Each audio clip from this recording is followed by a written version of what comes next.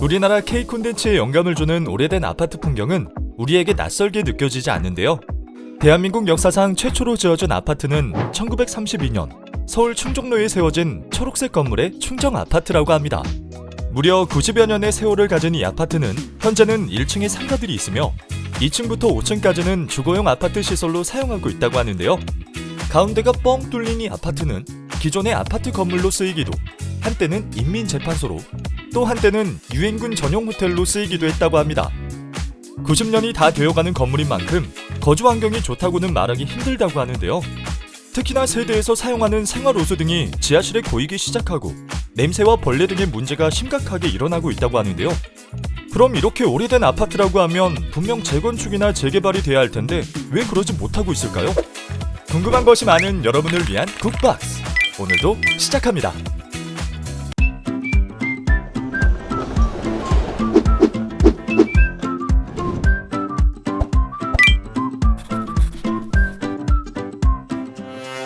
(2021년) 통계청의 인구주택 총조사에 따르면 우리나라에 거주하는 외국인 포함한 총 인구수는 5,174만 명으로 그중 서울, 인천, 경기인 수도권 거주 인구는 50.4%를 차지한다고 밝혔습니다. 그리고 총 2,202만 가구에서 아파트 거주 가구 비율은 51.9%를 차지하였다고 하며 주택 수는 1,881만 호 중 1,195만 호가 아파트일 만큼 우리나라는 아파트가 주택의 많은 비율을 차지하고 있다고 하는데요. 이 중 노후기간 20년 이상의 주택 비율은 무려 50.2%를 차지하며 주택의 증가율은 전년 대비 두 자릿수도 차지하지 못하고 있습니다.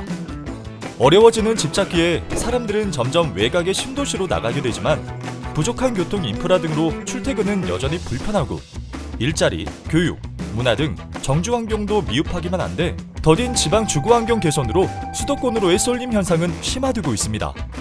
왜일까요? 현재는 도심 공급이 신규 지정 축소와 과도한 안전진단 같은 지나친 규제로 인해 수요가 많은 우수 입지의 공급은 위축되고 있고 사업성 개선이나 인허가 특례와 같은 혜택은 공공사업에만 적용 중이지만 공공의 역량에는 한계가 있기 때문에 자연스럽게 문화와 여가시설 등의 접근성은 떨어지고 이동 편의도는 낮으면서 주거 기능에만 집중되는 현상이 발생됩니다. 또 다른 문제점으로 꼽히는 것은 바로 주택 공급에 장기간 소요되는 시간. 현재는 사업 인허가 단계에서 복잡한 절차와 규제가 중복되어 사업 기간이 장기화되고 있다고 하는데요. 그 결과 필요한 주택 공급이 늦어지는 결과를 초래하고 있다고 합니다. 그럼 현재의 수도권 주택 노후화와 지역 수급 상황 등을 고려한 공급 문제 개선의 해답은? 우리에게 생기는 변화들은 어떤 것들이 있을까요?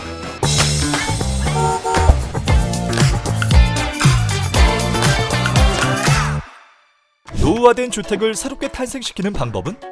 재건축 또는 재개발이라고 하는데요. 그럼 이 두 가지는 어떤 차이가 있을까요? 재건축의 경우 쉽게 말해 주변 시설은 양호하나 건물 자체만 노후하거나 불량한 정도를 보고 이를 개선하기 위하여 건물을 헐고 새로운 건물을 짓는 철거 사업을 이야기합니다. 반면 재개발의 경우 건물을 포함하여 도로, 상하수도, 주차와 같은 다양한 정비 기반 시설이 열악하고 노후하여 도로도 새롭게 다시 만들고 공원도 새롭게 짓고 학교도 세우며 아예 건물을 새롭게 지으며 주거 환경 및 도시 경관을 재정비를 진행하는 철거, 수복, 보전 사업을 말합니다. 건물의 노후도를 평가하기 위해 안전진단을 실시하게 되는데 재건축과 재개발의 경우에도 사업 진행을 위해 안전진단 여부가 달라지게 됩니다. 재건축에는 반드시 안전진단 절차를 필요로 합니다. 안전진단의 등급은 5가지로 나눠지는데 A부터 2등급까지로 나눠집니다. A부터 C등급까지의 등급은 재건축의 조건에 맞지 않으므로 재건축이 불가능하고 D등급의 경우에는 조건부 승인, 2등급의 경우에는 재건축이 즉시 시행되게 되었습니다. 재개발의 경우에는 안전진단은 실시하지 않지만 필수 항목과 더불어 선택 항목 중 하나에도 해당되어야 합니다.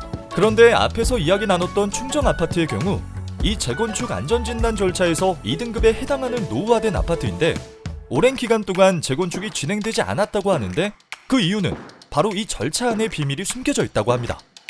재개발과 재건축의 절차는 정비기본계획 수립에서부터 안전진단을 거쳐 정비구역을 지정하고 추진위원회를 구성하게 됩니다.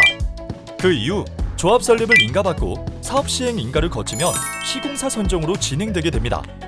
그 이후 관리 처분을 거쳐 이주와 공사가 진행되고 일반 분양을 통해 분양이 완료되면 준공이 진행되고 조합은 청산이 진행됩니다. 흥정 아파트의 경우 기존의 4층짜리 아파트에서 불법 중축을 하게 되어 입주한 5층의 입주자들 간의 보상금 문제로 인해 사업 추진이 어려웠다고 하는데요. 이렇듯 절차 추진에 있어 단계별로 소요되는 시간이 상당하다고 합니다.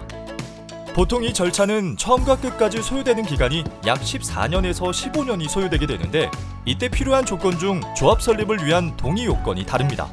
재건축은 토지와 건물을 동시에 소유하고 있는 사람들이 조합원 자격을 가져 조합원을 설립하고 주택을 건설하게 되는데, 그렇기 때문에 공공사업의 성격보다는 민간사업의 성격에 더 가깝습니다.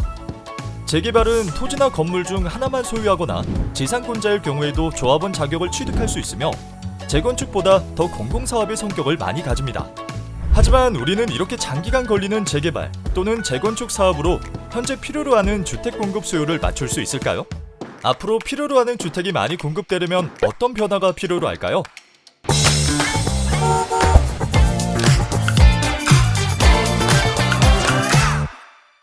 첫 번째 방안으로 다양한 지자체의 협력을 통해 신규 정비 구역 지정을 활성화하고 관련 제도 개선을 병행하는 방안을 검토해야 하는데요.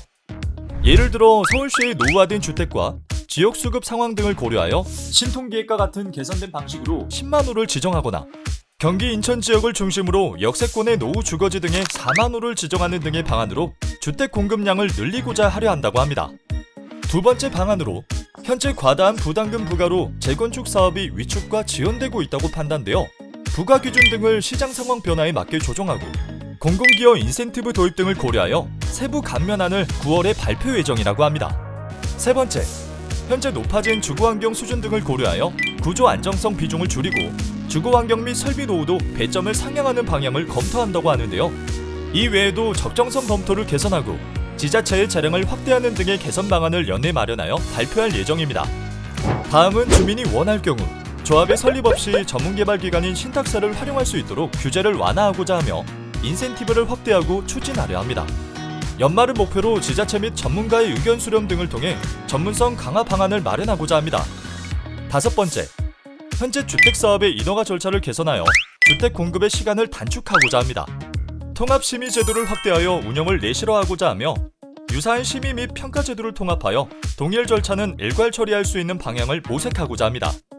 또한 부족한 도심 내에서 수요에 신속하게 대응할 수 있는 소규모 주택사업에 대한 지원 강화를 통해서 도심 주택 공급 기반을 확대하겠습니다.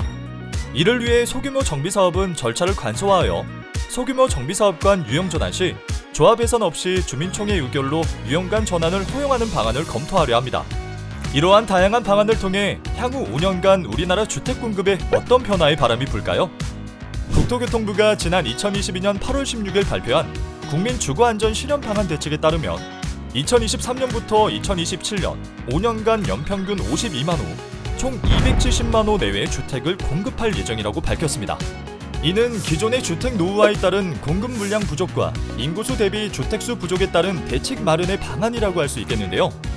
이를 위한 공급 대책으로 규제 완화와 절차 단축을 통해 민간 주택 공급을 활성화하고 공공택지 등 공급 기반을 강화하는 것을 통해 물량 달성을 계획하고 있습니다.